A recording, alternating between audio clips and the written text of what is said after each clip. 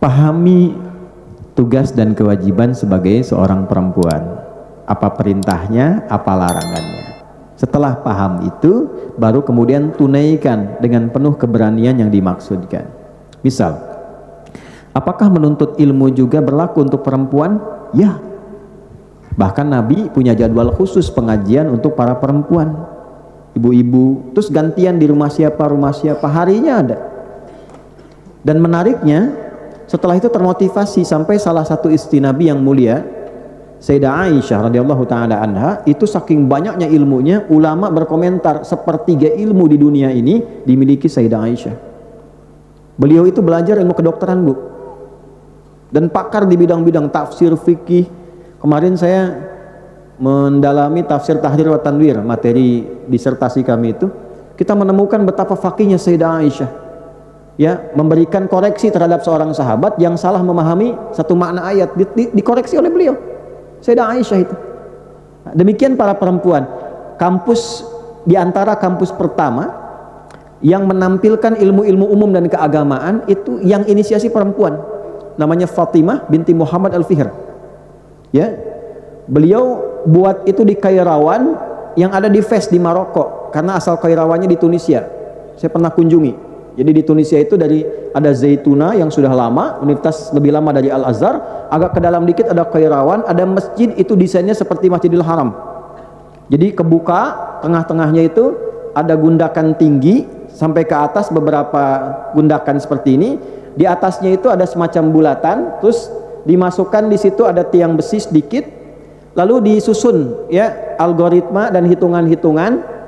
Di sampingnya ada satu tiang besi tertancap, jadi kalau matahari itu bersinar ke situ, memantulkan sinarnya itu ke dalam satu tinggi besi tadi, lalu memantulkan bayangan langsung nunjuk ke waktu sholat. Ya, jadi bukan hanya bayangan, tidak, nunjuknya ke waktu sholat. Jadi begitu bayangannya menunjuk A, sholat duhur, sholat asar, dan itu presisi sekali. Anda bisa bayangkan di zaman itu teknologi belum berkembang, sudah dibuat demikian rupa. Kalau Nabi dulu tancapkan tongkat, lihat bayangan sekian, duhur muncul. Mereka sampai hitung waktu duhurnya di mana. Jadi bayangannya sudah memantul, ya. Ketika memantul sinar, bayangannya langsung menunjuk ke arah waktu sholat. Itu yang kami duplikasi di Mira, di pesantren.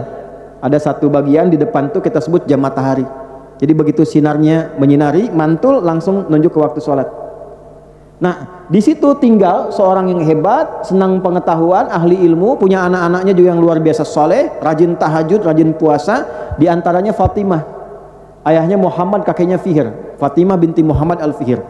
Mereka kemudian bermigrasi, ya, lalu menetap di Maroko, di Fes. Lalu karena kangen dengan suasana ilmiah itu bikin kampus, ya, dari masjid dulu bikin masjid, lalu dikembangkan ke pengetahuan. Kampusnya hebat. Bukan hanya dipelajari tafsir, dipelajari di situ matematika, astronomi, macam-macam, sampai dari Eropa belajar ke situ. Dan beliau mendesain sendiri sampai baju toga itu, ya, yang sampai ke topinya, itu juga ada sebagian riwayat mengatakan beliau yang mendesain diantaranya. Lalu dikembangkan kekinian. Ya, yang hitam itu dulu sudutnya itu 4, warnanya hitam. Gambarannya apa? Itu gambaran Ka'bah. Jadi kalau sudah punya ilmu, tetap kiblatnya ke Ka'bah. Sebagai muslim yang baik, patuhi Allah. Jadikan ilmumu untuk mengenal Allah, untuk tunduk dan patuh. Oleh orang tua kita di pesantren dulu, ya, diserap itu jadi peci, disebutnya kopiah, khufyah. Ya, khufyah ini bukan ilmu utak-atik, bukan cocok logi. Betul, ini khufyah. Padahal bahasa Arabnya peci itu bukan khufyah, kubah, taj.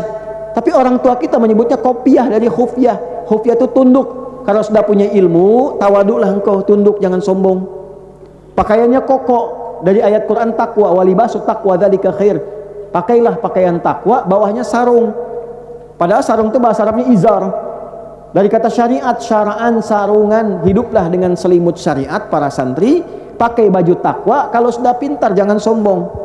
Melangkahlah karena Allah yang baqa, dengan penuh keyakinan. Baqa dan yakin disingkat bakyak. Betul. Makanya di pesantren dulu pakai bakyak, ketak gitu kan, ya. Itu dulu orang tua kita itu, demi Allah saya katakan sekali lagi, itu orang tua kita itu nggak banyak ayat, nggak banyak dalil, diberikan hikmahnya cepat, dilakukan jadi. Orang-orang dulu baik-baik, jadi dulu. Kalau ulama-ulama betulan, kalau pejabat-pejabat yang tawadhu, Ya, Kiai Haji Agus Salim, Masya Allah tuh. Ya, ilmunya, keluasannya, ketawaduannya, kehebatannya luar biasa dan jadi inspirasi. Bung Hatta yang dimakamkan di sini, kejujurannya, integritasnya, keteguhannya, Masya Allah. Jadi betul. Dan kalau bilang sesuatu, orang dengar, orang kerjakan. Bung Hatta itu kalau pulang, ya, terus beliau itu pidato, orang dengar, pengen mengerjakan seperti Bung Hatta bilang itu. Siapa yang menggetarkan kalimat itu? Ya, bisa sampai diterima, pengen dikerjakan. Nah, itu berani.